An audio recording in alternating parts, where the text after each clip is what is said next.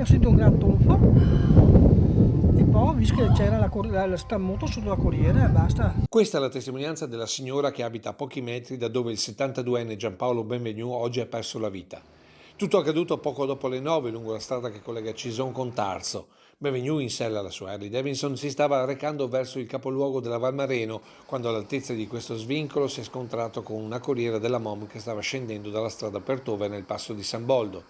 Probabilmente, ma saranno gli accertamenti dei carabinieri a confermarlo, Benvenu avrebbe svoltato all'ultimo, non accorgendosi dell'arrivo del mezzo pubblico o nella convinzione che la moto l'avrebbe portato velocemente fuori dallo svincolo. Invece l'impatto frontale della Harley è stato violentissimo e giusto al centro della corriera, come testimoniano il parabrezza sfondato e cupolino, forcelle e ruota anteriore della moto completamente contorte.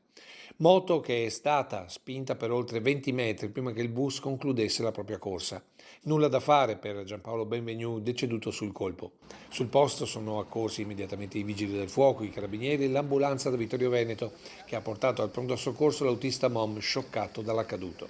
Illesi ma profondamente turbati i 10 passeggeri che erano saliti poco prima alla fermata di Tovena, per i quali MOM ha provveduto al trasporto sostitutivo. Traffico bloccato per circa un'ora per procedere ai rilievi e alla rimozione dei mezzi.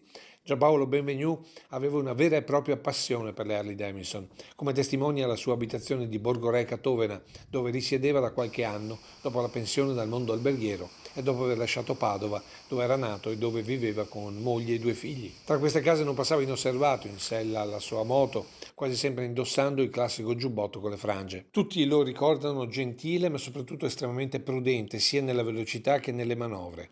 Una prudenza che però non è bastata questa mattina in un punto della viabilità di Cison già tristemente noto per altri decessi. Là sta più di uno, anche l'altra volta là che ne è morto un altro, che però quello aveva un infarto più in là, io dovevo fare una rotonda, ecco, per conto mio. Bisogna fare una rotonda? Sì.